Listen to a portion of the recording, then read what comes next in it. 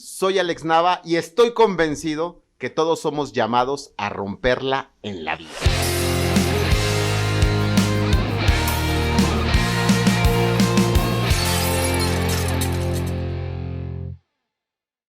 Pues muy feliz de grabar episodio número 46 de Rompiéndola. Ya estamos llegando al medio centenar de episodios. Soy Alex Nava y estoy convencido que todo el mundo ha venido a esta tierra a romperla en la vida. Que el ser humano está diseñado para enfrentar desafíos, para enfrentar y romper límites y que precisamente en esos desafíos y en esos límites tiene la posibilidad de encontrar trascendencia, relevancia y significado. El día de hoy estaremos hablando de qué tanta seguridad existe en tu entorno laboral para ser quien realmente eres. ¿Con cuánta libertad tú te manejas en tu entorno laboral? ¿Tienes que fingir ser una persona que no eres? ¿Has callado muchas veces cosas que piensas, pero que no te atreves a decirlas porque pueden ser desacreditadas, porque te da miedo, porque finalmente el líder no ha inspirado un ambiente de confianza en donde todas las ideas son bienvenidas? ¿Te das cuenta de errores y no los haces evidentes porque consideras que para qué? ¿Te quedas con dudas en las juntas y no preguntas porque dices, ay, voy a parecer tonto por estar preguntando algo que ya debería yo saber? Tienes que ponerte la cara o la careta de alguien que no eres para finalmente encajar. Si no te sientes completamente auténtico, entonces es porque posiblemente hay vacíos de seguridad y de seguridad psicológica. Y de eso el día de hoy vamos a hablar. Y por segunda vez tenemos a Alberto Machuca, amigo, hermano, colega, colaborador, country manager de Pro Management en los Estados Unidos, allá en la ciudad de Boston. Muy feliz, Beto, de poderte tener nuevamente aquí en Rompiéndola y grabar un episodio de un tema tan importante. Así es, Alex, primero que nada, gracias por invitarme nuevamente a tu programa. Estoy muy feliz de estar aquí en México, estar contigo y poder compartir un tema, como tú lo dijiste, importante, relevante, y yo diría que hasta de vida o muerte. ¡Wow! ¿De vida o muerte? ¿De vida o muerte en qué sentido? Quiero compartirte 3 historias que aparecen en este libro que se llama The Fearless Organization, que les recomiendo muchísimo, pero ahí la autora Amy Edmondson, que es maestra en la Universidad de Harvard, específicamente en la Escuela de Negocios, habla de muchas historias, pero entre ellas 3. Una de ellas, en 1986, el transbordador espacial, el Challenger, explotó. Y muchos que vimos esa noticia. Conocemos esa historia, la famosa Y que se hizo en el cielo. Yo era apenas un estudiante, ¿no? Conocí en las primaria, secundaria, pero fue famosísima esa explosión, ¿no? Lo vimos en la televisión, así que ¿qué tiene en común este suceso con otro suceso que pasó unas décadas después, 1977, antes, a 1977, 585 personas pierden la vida en un accidente en las Islas Canarias? 2 aviones chocan de frente, estos aviones enormes, Boeing. Y el otro suceso que narra Amy en su libro es el 1 de febrero del 2003, otro transbordador espacial de regreso hacia la Tierra, con 7 astronautas como tripulantes, pierden la vida. ¿Qué hay de relación entre estos 3 accidentes? ¿Cuál crees que sea? Bueno, errores humanos. O sea, de entrada son catastróficos, son muy sonoros porque son muertes en escenarios, pues, que siempre genera esta incertidumbre, el miedito de estar volando y demás, ¿no? Pero seguramente, pues, un error humano ahí metido. Específicamente, sin duda hubo errores, hubo situaciones. Pero lo más impresionante que a mí me resalta en esta idea de seguridad psicológica es que alguien se dio cuenta para prevenir los accidentes y en un momento dado decidió no decir nada.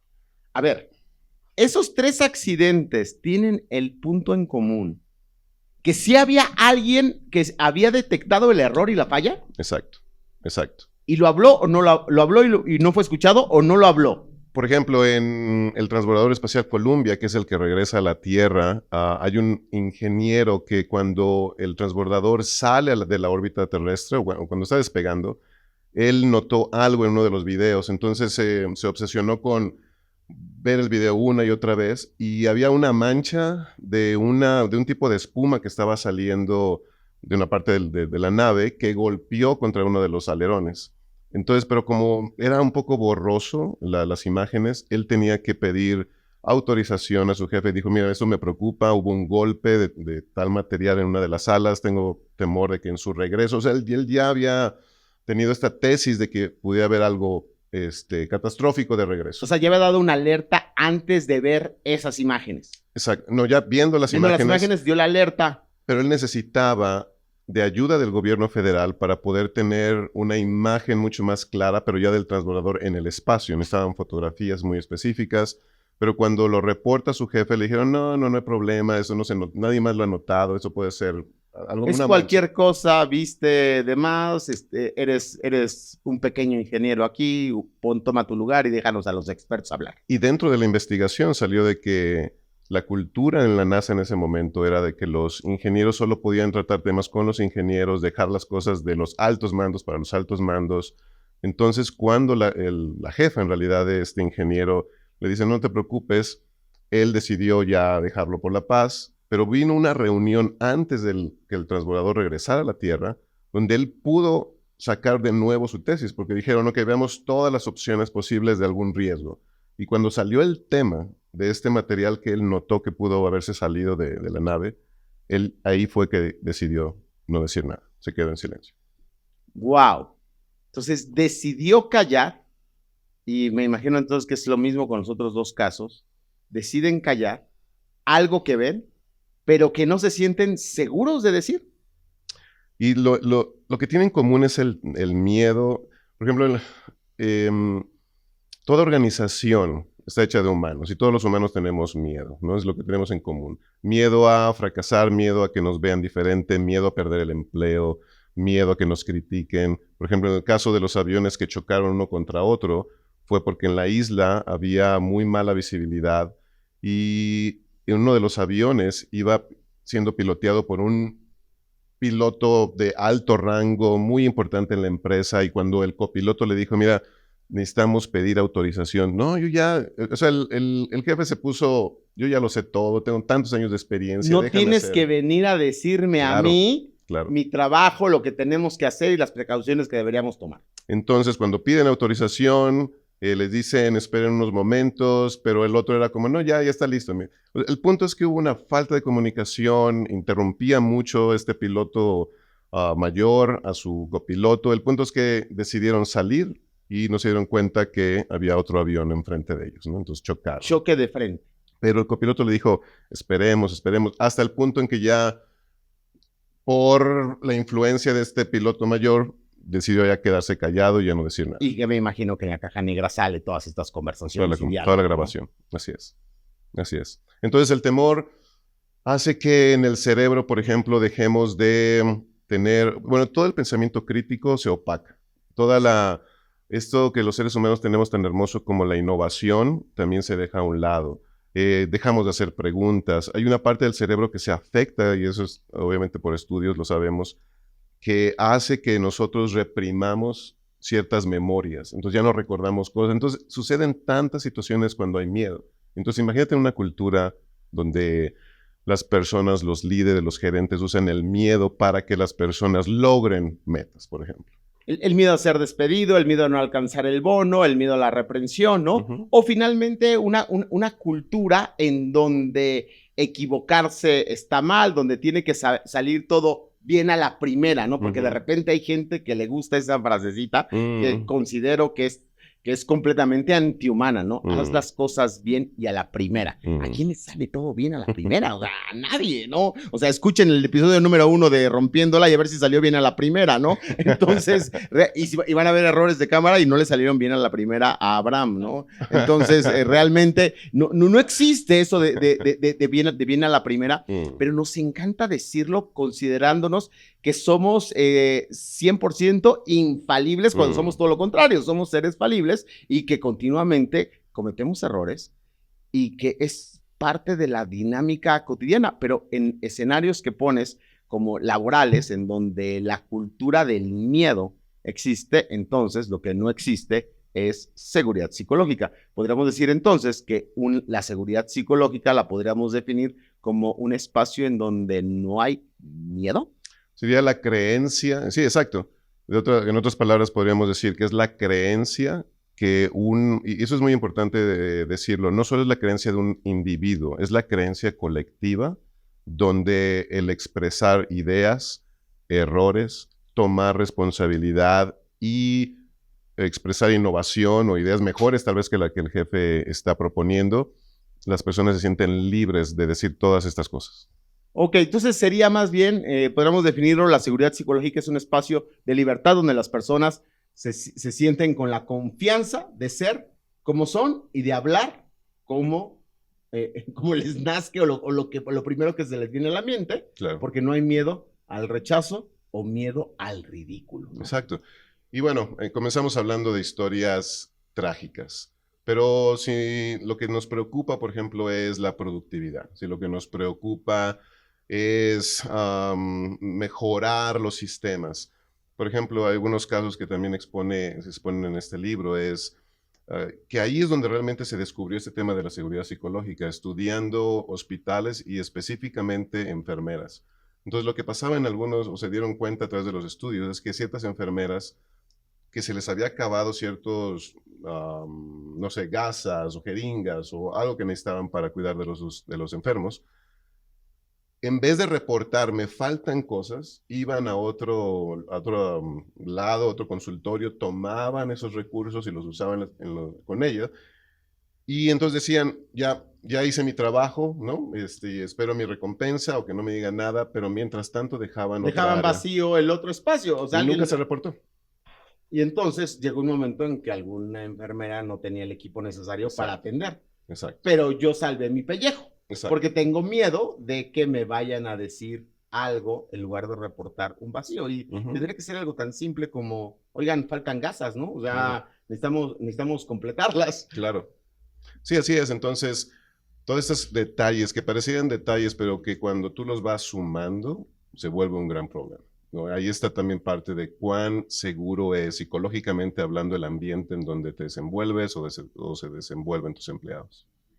Es vital entonces para el liderazgo hoy construir escenarios donde puedan existir estos espacios de seguridad psicológica y donde las personas puedan expresar, decir, levantar la mano, cuestionar. Y decías algo muy interesante, hablabas acerca de la innovación. Todos sabemos que la innovación parte de construir sobre ideas locas y atrevidas. Y una idea loca va a ser cuestionada. Una idea loca es disruptiva. Una idea loca, por definición, es loca. Entonces, no es bienvenida. Pero gracias a esas ideas locas se despiertan nuevos pensamientos, nuevas posibilidades, y entonces puede surgir la innovación. ¿Se necesita entonces, desde tu perspectiva, seguridad psicológica para construir la innovación? Claro, completamente. Y tan solo piensa en algo. ¿Cuántas veces premiamos a aquellas personas que son valientes, que se expresan libremente y que se equivocan, ¿no? Al final, lo que siempre estamos buscando es que no haya errores, como decías, o que se logren ciertas metas, pero aún aquellas ideas que hicieron que por lo menos dijeran, oh, esto no lo habíamos pensado, tal vez no salió como lo habías propuesto, pero nos llevó a otra manera de hacer las cosas o podemos comenzar nuevos procesos gracias a esta idea. O sea, el aplaudir que una persona se atrevió a hacer algo. Claro. Y eso es seguridad psicológica. Le damos a la persona el escenario de atrevimiento. Exacto. Solo en un escenario seguro te atreves. O sea, yo no me hubiera aventado el parapente si no me hubiera sentido seguro. O sea, claro que, digo, es un ¿cuál parapente? Es el ala delta. Yo me aventé el ala delta, es un papalote gigante, frágil completamente, y necesito que algo me dé seguridad. Y la voz del coach y saber que pues nunca se había caído y que ya tenía pues, sus 20 años volando y demás, pues bueno, te empieza a dar esa seguridad y me atrevo a hacer un salto al vacío y estar planeando literalmente sobre un mega papalote. Y después me dijo, ¿quieres más adrenalina? Le dije, sí, y entonces lo volteó y nos fuimos así en picada. Oh, wow. Y yo fue cuando empecé a gritar, ¡ah! Y entonces dijo, él ya no se siente seguro psicológicamente, y entonces dio la vuelta. Pero ninguna persona se atrevería a hacer algo si no siente algo de seguridad. Claro, tienes que ser valiente para atreverte, a fuerzas. O sea, si el atrevimiento no requeriría valentía, entonces no sería atrevimiento, o sea, sería inercia, sería cualquier cosa. Pero debe haber cierto grado de seguridad y la gente se puede atrever a desarrollar nuevas ideas, generar nuevos prototipos, buscar caminos diferentes, caminos más cortos, hablar, expresar, si se siente entonces en un escenario seguro. Exacto, y algo que considero que todos casi siempre nos fijamos en lo que se dice, pero muy pocas veces tomamos en cuenta lo que no se dice. Por ejemplo, como coach, algo que yo sé que si yo me siento para observar un ambiente de trabajo, un equipo de trabajo, yo lo que sé, lo que tomo nota no es las reacciones que tuvieron las personas solamente, o no es las cosas que se dijeron, sino tengo que poner atención qué fue lo que no se dijo. ¿Qué pregunta aquí hubiera podido resolver las cosas, pero nadie preguntó? Y asegurarme, pudo ser que alguien sí tenía la pregunta, pero por el miedo al rechazo, por la cultura de control, o esta cultura a veces los mexicanos tenemos de burlarnos de otros, de sobajar a otras personas. Entonces, tal vez varias personas tuvieron una gran pregunta que hacer, pero dijeron, no, no lo voy a hacer. Fíjate, qué punto tan interesante. O sea, a cada líder no solo le debería interesar lo que se dijo, sino lo que se cayó. No le debería interesar quién habló, sino también quién no habló. ¿Y por qué no habló? Exacto. O por qué empezó a hablar y luego dejó de hablar. Ponerle más atención a los silencios, y que es algo que no estamos muy acostumbrados. Nos llevamos las ideas de las personas que expresan, que hablan, que son como, pues ya, que sienten esa seguridad de expresar, pero no tanto de las cosas que no se dijeron. Y fíjate que algo que cometemos mucho y que yo trato de corregir, y sé que es ir en contra de mi naturalidad de ser, es quitar la burla, quitar el sarcasmo. Cuando alguien expresa algo, porque naturalmente yo soy así. O sea, si alguien de repente dice un comentario que a mí en lo personal, y sé que es duro, que a mí en lo personal se me hace absurdo o fuera de la lógica y demás, puedo desacreditarlo, puedo hacer una mala broma alrededor de eso, puedo ser sarcástico con ello, o luego en la sobremesa, en otro momento, puedo sacar a la luz, así como aquel cuate dijo, y entonces hablar a sus espaldas, y el que está enfrente de mí me dice, no, yo no voy a expresar nada, porque entonces al rato van a estar hablando así de mí. Y es algo que de forma consciente estoy tratando de corregir, ojo, aún hasta en talleres, porque me doy cuenta cómo siempre hay 2 o 3 personas en los talleres que les gusta hacer bromas y demás, y me engancho con ellos porque entro en ese rol y se construye un pequeño ambiente. Claro, un pequeño ambiente de camaradería, de cotorreo, pero solo entre algunos. Otros deben decir, a otras personas. Los excluimos y deben decir, no, resulta que el instructor es igual que estos que no me dejan hablar. Aquí en este curso no voy a hablar, porque el instructor ya se puso de lado de los que no construyen esa seguridad. Por eso es un trabajo consciente que estoy realizando, que quiero brindar más esos espacios en donde las personas, y en los talleres que imparto, donde las personas que típicamente no hablan, hablen, y celebrar verdaderamente la valentía. Que te pasó algo bien interesante hace mes y medio. Realmente no, creo que no lo he compartido prácticamente con nadie, y es la primera vez, y lo voy a poner en el aire. Hubo un curso en donde al inicio hicimos un ejercicio, una dinámica, y alguien se burló de un participante. Yo no, Yo no. Después, al final, yo hice un comentario del taller, haciendo referencia precisamente a un comentario que ese participante había hecho, referente al tiempo, ¿no? Y vamos a respetar el tiempo, ¿no? Y lo hice, sí, en este tono no de burlarme, pero sí de hacerlo como gracioso, y dándole como que sí había prestado atención al comentario. Aprecié que la persona se acercó al final a decirme que no se había sentido nada cómoda porque me burlé de su comentario, que lo usé a broma, y desde el inicio se burlaron de mí, porque en la dinámica se burlaron, y yo no soporto la burla. Lo interesante es de que lo primero que hice fue agradecerle su valentía, agradecerle que venía conmigo y que me decía las cosas. Y número 2, explicarle, le dije, cuál era mi intención con el comentario, que mi intención no era burlarme, que lamentaba mucho que le hubiera lastimado y demás y todo, pero aprecié, validé y demás. Me encantó que después de una serie de módulos, al final había una relación bastante cercana, bastante estrecha. No inhibió sus comentarios, siguió participando, pero si no hubiera hablado esta persona, si hubiera quedado guardado el tema de la burla, si hubiera bloqueado conmigo y demás. O sea, aprecio que quizá entre su valentía y entre a lo mejor hubo algo, también quisiera pensarlo, que algo hice bien, ¿no? De darle como el espacio, el beneficio de vale la pena acercarme y no me lo va a tomar a mal, ¿no? Claro. Entonces, pero efectivamente, si ella no habla, se bloquea 7 módulos. Hubiera sido una tortura y a lo mejor yo como tiendo a hacer, hubiera insistido, ahora tú dime, y a lo mejor me hubiera burlado de otro comentario, claro. Y entonces se hubiera hecho una bola de nieve. Esas cosas suceden en los equipos.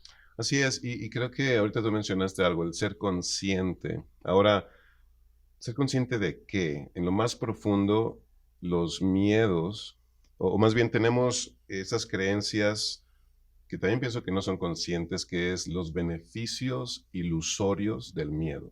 Por ejemplo, no, hablemos del silencio más bien. Estamos hablando del miedo, que nos hace quedarnos callados, pero más bien tenemos este beneficio de, si las personas no dicen nada a mi comentario o a mi idea o al plan que yo les estoy presentando, es porque todos están de acuerdo. Entonces es un beneficio ilusorio del silencio.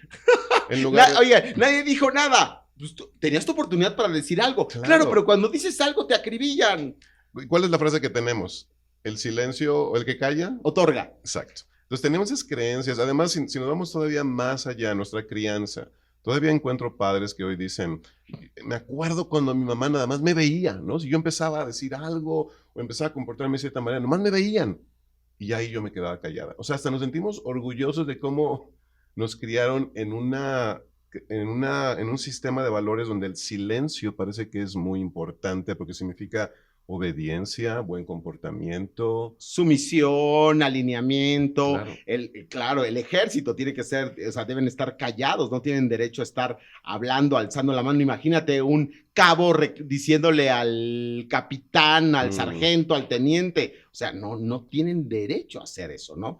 Y creo que viene, y fíjate, no existe en inglés, pero en México y en el español se utiliza mucho el hablar de usted. ¿No? Y entonces en organizaciones, digo, sé que en muchos corporativos no se estila ya, ¿no? Y todo es de tú, pero en gobierno, bueno, es el licenciado, la directora, el director, y le hablan de usted, y es el peso. Entonces, ya desde el lenguaje le estamos dando un peso muy grande, es decir, no puede ser cuestionada la voz del oficial mayor, la voz de la doctora, la voz del maestro Turrubiartes, ¿no? O sea, de repente tienen estos títulos honoríficos, claro. y entonces sí, suena a infalibilidad papal. O sea, claro.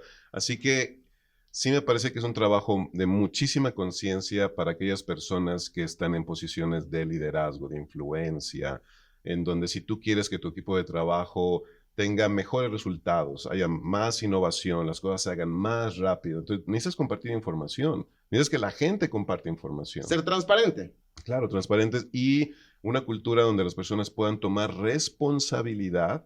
Y aquí no estamos hablando de que no haya consecuencias. Obviamente va a haber situaciones donde sí, tal vez un despido es la única solución o alguna otra decisión, pero que no sea la primera cosa donde el miedo, por seguir metiendo miedo, por esta creencia de que vamos a tener mejores resultados, esa cultura necesita parar por algo nuevo. Sí, oye, y fíjate que también aboga mucho al ego de algunas personas, ¿no? Porque a muchos dicen, a mí todo el mundo se me cuadra, ¿eh? O sea, hablo y se me cuadran. O sea, y creo que hay este temor saludable o de este entendimiento de autoridad, de responsabilidad, de que no podemos hacer lo que sea con los recursos son limitados, le han costado demasiado a las empresas y que una mala decisión puede tener consecuencias también muy, muy fuertes. Es esta conciencia de la responsabilidad que manejamos. Pero yo lo llamaría como un temor en un ambiente de seguridad, o sea, que pueden existir estas dualidades, ¿no? Y que y que la persona no debe sentirse bien si todo el mundo se calla cuando aparece, pero alimenta mucho el ego del individuo, ¿no? Claro. O sea, la gente se me cuadra. Claro, y eso es muy interesante y me recordó cómo esta profesora de Harvard que escribe este libro de las organizaciones sin miedo llegó a la conclusión de este concepto de seguridad psicológica y fue porque en medio de analizar muchos datos, muchos estudios, uno de esos estudios fue de nuevo de esos hospitales y las enfermeras y se dieron cuenta después de revisar muchos factores que los mejores equipos de trabajo eran los que tenían más errores. Ese era el resultado como final del estudio. Pero para ella algo no checaba. ¿Cómo es posible que los mejores equipos de trabajo... Son los que se equivocan más. Pero al final, ¿no? Dando otras tesis, ofreciendo otras tesis a estos resultados, lo que encontraron fue, no, los mejores equipos de trabajo reportan más sus errores porque sienten la confianza de yo necesito ser transparente. Claro, entonces, los equipos analizados, uno parecía que tenía más errores que otro, pero en realidad no. Posiblemente el otro tenía, el que tenía menos en número cuantificado, posiblemente tenía más, pero errores escondidos. Claro. O sea, basura escondida bajo la alfombra que no eran capaces de decirla o de ventilarla. Entonces, quizá estos equipos que parecía que tenían muchísimos errores, quizá tendrían menos y terminaba siendo una parte de esta seguridad que brindaba la posibilidad de expresar las cosas, ¿no? Entonces, ante una baja seguridad psicológica, tenemos personas que no son abiertas. Ante una baja seguridad psicológica, vamos a tener muchísimos errores que se cubren y vamos a tener aún situaciones de crímenes o situaciones de fraudes que alguien notó, alguien pudo haber denunciado, reportado, algo se hubiera podido arreglar. Pero como hay una baja seguridad psicológica, las personas mejor se callan, guardan, aparentan. Sí, escondemos los errores, ojalá que nadie se dé cuenta, maquillamos los números y demás, y tendemos y reportamos, disfrazamos datos, disfrazamos gráficas, y finalmente termina siendo una falsedad y todo movido por el temor, ¿no? Hay una frase famosísima en Facebook y que, bueno, se vuelve súper popular en distintos lugares que Mark Zuckerberg tiene en las paredes de los headquarters allá en Silicon Valley, que dice, ¿qué harías si no tuvieras miedo? ¿No? Fomentando esta cultura de atrevimiento y demás. Yo aquí agregaría algo. ¿Qué dirías si no tuvieras miedo? Claro. ¿Qué serías capaz de decir? ¿Qué serías capaz de ventilar si no tuvieras miedo? Imagínate a un líder diciéndole eso a su gente. ¿Qué me dirías si no tuvieras miedo a represalias? Claro. ¿Qué te has guardado por tiempo? Y eso es un buen ejercicio. Mira, fue hasta que me mudé a Estados Unidos. Me imagino que debe haber muchas empresas mexicanas que también lo hagan, pero fue en Estados Unidos donde escuché este término de cuando alguien es despedido o alguien sale de trabajar porque decide cambiarse a un nuevo empleo, tienen esta entrevista de salida. Entonces, esta entrevista donde el gerente se sienta con este empleado para que le pueda decir todo lo que la empresa, lo que veía que necesitaba mejorar, las cosas en las que estuvo a gusto y las cosas donde no estuvo a gusto. Y es como recibir una crítica, es un regalo. Antes de que te vayas, dinos, ¿por qué te fuiste? ¿Cómo podemos mejorar?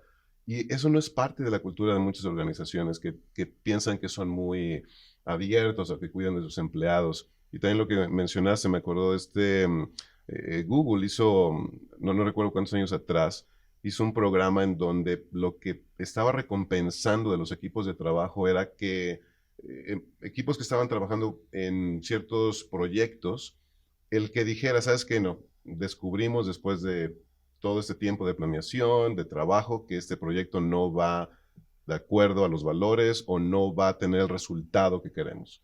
Entonces, el equipo que pudiera decir abiertamente, sabes que no, esto no va a resultar, cancélalo. Cancela la idea que tenemos. Vamos a premiar al que boicotee el proyecto, ¿no? Vamos a premiar al que diga, esto no va a resultar, ¿no? Pero porque lo descubrieron y en lugar de decir, no, vamos adelante, yo quiero ganar y ser mejor o mi idea va a transformar la empresa, ¿qué tal si descubres que no? Vamos a premiar al abogado del diablo, ¿no? Al que dice por qué las cosas no pueden ser tan bellas como las estás diciendo. Para construir seguridad psicológica, como, Ujú. como este gran principio y este gran valor, ¿cuáles serían consejos particulares, Beto, que tú darías a un líder para poder construir espacios seguros para la gente con libertad, sin miedo o con miedo controlado y estos atrevimientos? ¿Qué tenemos que hacer? Algunas ideas sería prepara el ambiente, prepara el escenario. Muchas personas no tienen las herramientas, puede ser por cultura, por crianza, porque están acostumbradas a vivir con este miedo, este terror a hablar. Pues prepara el escenario. Por ejemplo, vuelvo en mi trabajo como coach, algo que yo necesito hacer en cada, o algo que hago en cada sesión, es preparar el ambiente o el escenario, decirle a las personas que pueden esperar, que toda pregunta es válida, y les explico cada situación. Entonces, creo que si vas a tener una reunión en donde lo que quieres es que construir poco a poco seguridad psicológica, explica qué es seguridad psicológica, capacita a tu personal. Ok, mostrarle y construir el ambiente a la gente sobre el cual se va a empezar a dialogar y hablar, ¿no? O Ujú, sea, como decirle, aquí las ideas son bienvenidas, por favor, cuestióname, ujú, tienes el derecho de expresar lo que sientas, el agarrar y decir, nadie tiene derecho a burlarse de otra idea, la burla será castigada y penalizada, así como ujú. penalizamos la impuntualidad, ¿no? De repente hay algunos que les toca invitar los chilaquiles porque le llegaron tarde, ¿no? Y es el premio a la Mm, consecuencia a la impuntualidad. Bueno, existe una consecuencia de la burla. Si claro. alguien sintió que se están burlando de su idea, Ujú, ujú. de lo que está diciendo, va a ser penalizada la otra persona. Y entonces empezamos a generar ese ambiente. Generamos el ambiente. Y Ujú. luego, Fomentar la participación. Entonces ahí hoy tenemos muchas herramientas para eso, reuniones que solamente es te voy a escuchar y no voy a criticar tu opinión o tu idea. Tal vez enviar correos electrónicos donde les estás pidiendo, necesito que revises tú este proyecto, que puedas invitar a que la gente, a que haya más ojos, que haya más participación en lo que tú quieres hacer. Entonces, invita a la participación. Otra cosa importante si estamos en estas posiciones de liderazgo es responde productivamente en vez de reaccionar. Muchas personas, como tú lo mencionaste, a veces tenemos este ego muy subido y cuando alguien cuestiona nuestras ideas o cuestiona algo que estamos proponiendo, podemos ser, mencionaste, sarcásticos, no hacerlos a un lado, burlarnos. No, responde productivamente. Así que tomando en cuenta, agradeciendo. Si no sabes qué decir en ese momento, no estás seguro, ok, este punto lo podemos tratar en otro momento, pero mil gracias no vamos a tomar nota de lo que has dicho. sí, o, no, o ser honesto y de reconocer, no quiero responder eso ahorita, no sé qué responderte en Ujú, este momento. A veces el líder siente la responsabilidad de tener respuesta para todo y darle mm, respuesta a todo. Es decir, no sé qué responder en este momento, estoy hasta desconcertado y decir, no quiero reaccionar. mm. Quiero responder ahora sí que productivamente y quiero edificar, ¿no? Entonces podríamos distinguir entre reaccionar y responder productivamente, que reaccionar es decir lo que uno siente en el momento, responder productivamente es pensar que va a edificar Que va a construir. sobre esto, ¿no? Claro, y si tu valor, lo que tú quieres construir, seguridad psicológica, y que es un concepto que tal vez apenas se está introduciendo en muchos lugares, pero si ya lo tenemos como parte de la cultura o los valores de la organización, pues también entonces capacita a las personas para que entiendan qué significa seguridad psicológica, cómo pueden participar en construir eso, porque no solo es el gerente, el empleador o el patrón, es cómo se tratan entre ellos, ¿no? Cómo se tratan los empleados, cómo tratas también a los clientes. Entonces es desde arriba hacia abajo en todos los niveles. Y fíjate que se me hace algo muy interesante. Las nuevas generaciones necesitan esos espacios. Mm, Y se ha tachado de una manera despectiva y muy errónea, para mi gusto, como generación de de cristal cristal. a una generación que expresa lo que piensa. Decimos, ay, son bien frágiles. No, yo aprendí a cinturonazos. A mí, mi abuelo me hablaba durísimo. Mi primer jefe nos trataba de pura peladez y a él de aquel que alzara la voz y demás y todo. O sea, de repente decimos, yo me hice de piel dura, ¿no? Y esta nueva generación es muy frágil. Yeah. Pero una de las cosas que tiene la generación de cristal, y por eso son de cristal, es porque son transparentes. Porque te dejan ver lo que piensan, te dejan ver y están acostumbrados a revelar sus opiniones. Pero si llegan a estos escenarios en donde no hay esta libertad para expresar, en donde no es una organización sin miedo, sino que existe el miedo, de repente empezamos, se empiezan a sentir incómodos. La generación de cristal quiere hablar, quiere expresar, y si queremos el talento de las nuevas generaciones, necesitamos entonces construir espacios con mucha seguridad psicológica. Claro, y algo que es bien importante es aprender a combinar los temas culturales y generacionales, porque en un ambiente de trabajo, ¿cuántas generaciones se combinan? ¿Cuántas crees? 4, hasta 5 ya. Imagínate, 4 o 5 generaciones que tan solo el cambio generacional de una a otra contiene, tú lo mencionaste, valores, sistemas, creencias muy diferentes. Entonces, yo ayer estaba teniendo el placer de comer en tu casa y conversando con tus hijos, y estábamos hablando de una situación similar que cuando yo la viví a la edad de ellos, mi respuesta, y estábamos hablando ya de alguien con autoridad, Dani, tu hijo estaba hablando acerca de un maestro diciéndole algo, y yo le mencioné, wow, yo lo que hice en algo similar fue algo completamente diferente. Yo me callé, yo acepté algo que la verdad fue completamente injusto, que ahora yo lo pienso, yo no dejaría que a mi hijo le pasara, pero yo no dije nada. Y Dani tuvo la capacidad de decir a alguien con autoridad, no, eso no estoy de acuerdo. Así que, sí es cierto, tenemos que construir en base a las diferencias culturales y generacionales para que todos puedan sentir la libertad de opinar, de reconocer errores, de compartir innovación. Y no juzgar que porque alguien es joven o tiene poca experiencia o acaba de ingresar o que acaba de salir de la universidad y apenas está entrando con nosotros, agarrar y decirle, ya, cálmate, por favor, agarra experiencia y después opina, claro, ¿no? O lo tachamos de que soberbia, o sea, está aquí para aprender, no para opinar, ¿no? Hay gente que hace eso, ¿no? Tú deberías guardar silencio y finalmente aprende y observa, sé como una esponja, absorbe de todo. Claro, pero tú también debes ser como una esponja y aprende de las nuevas generaciones. Y si queremos ser como esponjas, tenemos que dejar a la gente hablar. Claro, claro. Y lo contrario a seguridad psicológica es un ambiente de ansiedad. Entonces, creo que esa es la gran pregunta. ¿Qué estamos hoy construyendo? Ambientes donde las personas se sienten ansiosas, donde el silencio es una enfermedad que comienza a carcomer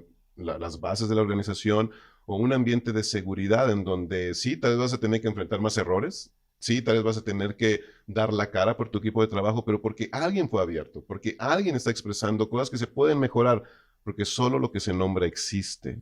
Y si no hay seguridad psicológica, la gente no va a nombrar cosas reales de tu organización que puedes cambiar, que te pueden ayudar.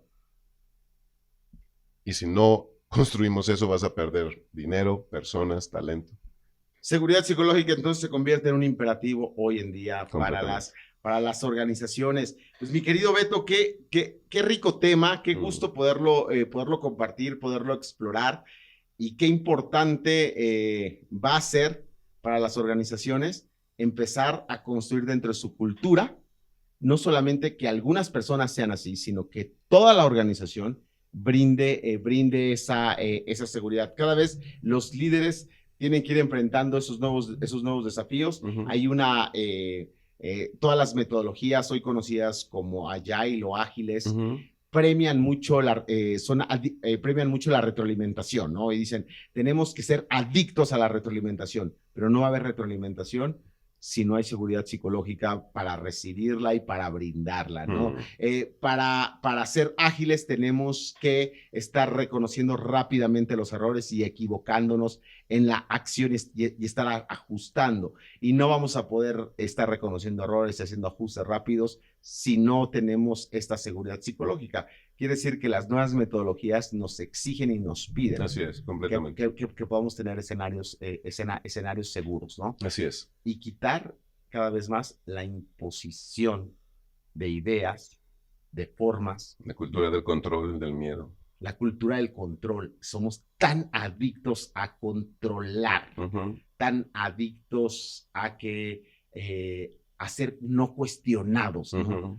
Y qué terrible es hoy para un líder no ser cuestionado. Si nadie te cuestiona hoy, Tienes un en tu problema. casa, en tu trabajo, además, tú tienes un problema. Claro, La gente no tiene seguridad hacia ti, no has construido la confianza Claro. y demás, porque la gente sí lo ve, pero no te lo dice. así es. Sí se da cuenta, pero no lo expresa.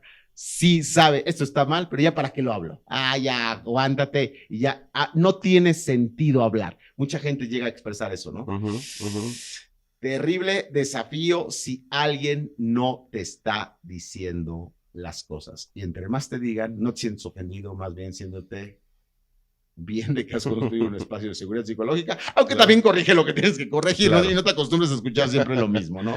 Claro, y tal vez solo por último comentario puede decir o invitar a todos los que están escuchando y viendo tu programa es construyan un lugar donde se abrace la valentía, porque el silencio es jugar para perder, o podemos decirlo así, es la persona que está jugando para no perder ella, pero el hablar, el alzar la voz, el compartir abiertamente dudas, errores, tomar responsabilidad, es jugar para ganar en equipo.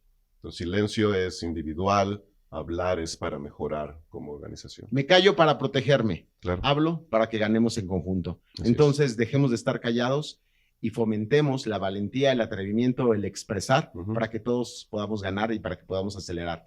Si nosotros esperamos a innovación, disrupción, crecimiento acelerado en nuestras organizaciones, pymes, organizaciones grandes, las que sean, Ujú. necesitamos imperativamente una cultura de atrevimiento, de valentía y adiós el silencio. Nadie debería estar en silencio Así en es. ninguna organización. Pues muchísimas gracias, Beto, Gracias por lo a ti, que Alex. hemos podido compartir. Muchísimas gracias a todos los que nos ven, a todos los que nos escuchan. Soy Alex Nava y estoy convencido que todos hemos venido a romperla en la vida.